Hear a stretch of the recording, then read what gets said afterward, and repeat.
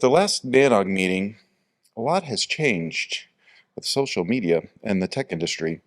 Um, Twitter was not owned by Elon Musk, and a lot of things have happened since then to social media. For those of you who use Twitter, you may have tried Mastodon, but if you have not, this is sort of my little nudge and plug to maybe give Mastodon a try.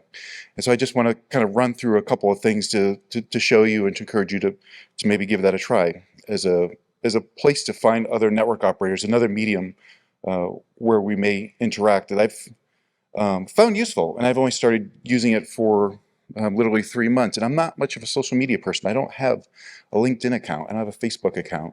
I did have a Twitter account, and I only used it for a couple of years. And then I descended upon Mastodon. I said, I don't really need my Twitter account. This is much better. So where to begin? One of the questions that you'll have to ask yourself is, you don't log into one particular instance. If you've looked at this before, you'll find there's a number of servers that you can join. You could run your own, but if you're new to this, I would not recommend doing that because it'll probably take you a while to sort of get up to speed unless you really know what you're doing here, or you have a really good reason to run your own. So what you're going to try to do is find basically a home server that sort of meets sort of the theme that you want to operate under, which for this group might be network operations, but it may be something else. It might be security, it might be some geographic region, or some interest in culture or sports or food or what have you.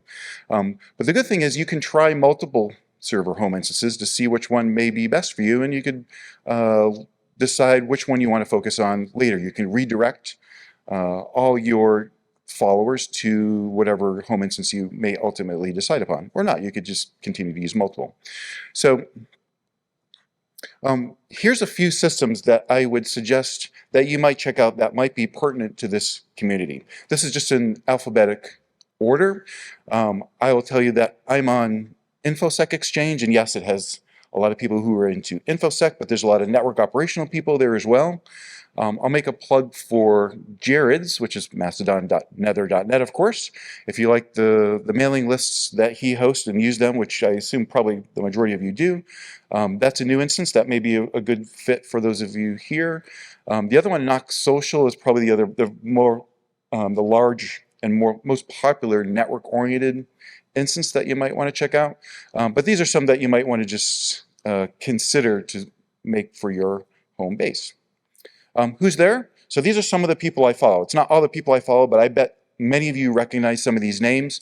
And it's somewhat surprising. A lot of the community who is on Twitter, and some people who weren't even on Twitter, have shown up here. And there's a lot of activity happening. And if you haven't seen it, you might want to check out, see what people are talking about. It's actually been quite fascinating to me and quite helpful and useful. I've connected to people that I haven't spoken to in years.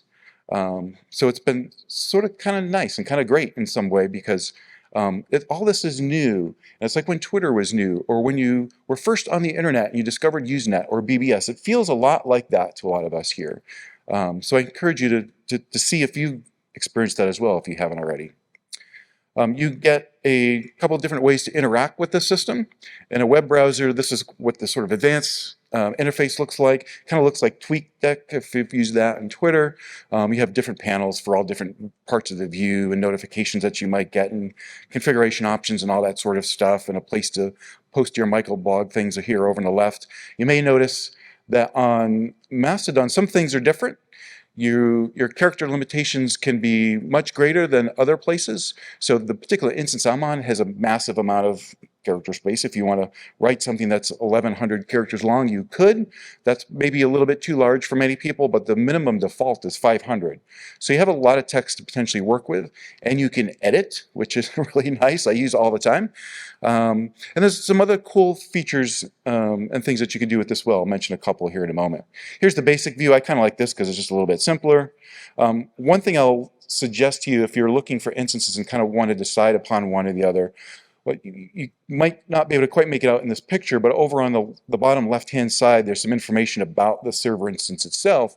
It'll tell you things like what version of Mastodon it's running. It may be a fork of Mastodon. The latest Mastodon is 4.10, I believe. So if you see one that's like 3.0, that might be a little bit too old. Things are changing very rapidly, so you probably want to be on one that's pretty current. Maybe the The other thing you might want to see is just look at the timeline, the so-called local, the federated timeline. You probably won't use these. This is literally a chronological order of everything that is seen on this instance, either locally or everything this instance sees from everyone else who's connected through this instance. It's a little bit of a mess. You probably wouldn't use that once you sort of get ramped up. You'll use your home timeline, basically the people that you follow or the tags that you follow, but it might give you a good sense of sort of what's there. So here's my suggestions to you, just a few to get started. The really cool thing is you can follow hashtags. So I'm interested in DNS, so I can literally click on a DNS hashtag and say follow that. So whenever someone posts something about DNS, I'll see those posts come through. BGP outages, whatever you can think of, whatever people are tagging or using hashtags for. Your home timeline will be the thing to manage, as I said.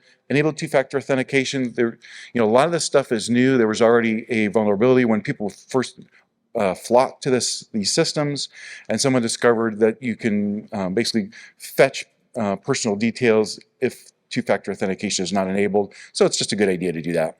And all these systems, as far as I know, almost all of them anyways, are all run by volunteers. The apps, the software, pretty much mostly open source and done for free. So there's usually options for you to contribute to your administrator. Give them a little tip, give them a little donation. Same thing with the software or your apps for your phones. Probably the last thing I didn't put on here is find out who is running this system. You may not necessarily know them personally, but get a sense of who they are or who the team is. That'll probably tell you a lot about whether this is a place for you or you might want to choose somewhere else to go. And so here's some references, and probably the top one is most important. You don't need to write this down, the slides should be available. But there's a bootstrap list I started putting together. There's a form you can go fill out in Google. Account is required, but if you just want to look at the sheet, I can point you to that as well. You'll see who else is there, and you can immediately follow them, so you don't have to wait around to try to find people. People have already started populating this list themselves. And so just follow those people on this list if you can, or at least for those in the list that you know, which should be a lot of people. If you like the app on the phone, there's a really cool spreadsheet that someone put together. That's the next link. And there's a few little how-to kind of guide stuff on how this stuff works that you may find useful if you haven't checked this out recently. So that's my nudge. Maybe see you there. Hopefully you know where to find me. I'm at infosec.exchange/@JTK. I don't know if there's any questions about that, but I'm happy to field any or talk to you about Mastodon later. I'm not an expert, but I'm willing to try my best. Yes, sir. Hi, I'm Tyler Bigler. I just wanted to throw a comment and reiterate, you can join any instance and follow anyone on almost any other instance. I want to say it again because people get nervous. They're like, well, that stinks. It's a smaller community, but you can follow anybody on any other instance, assuming it hasn't been defederated, but that's, asterisks. Yes, what he said. Thank you very much.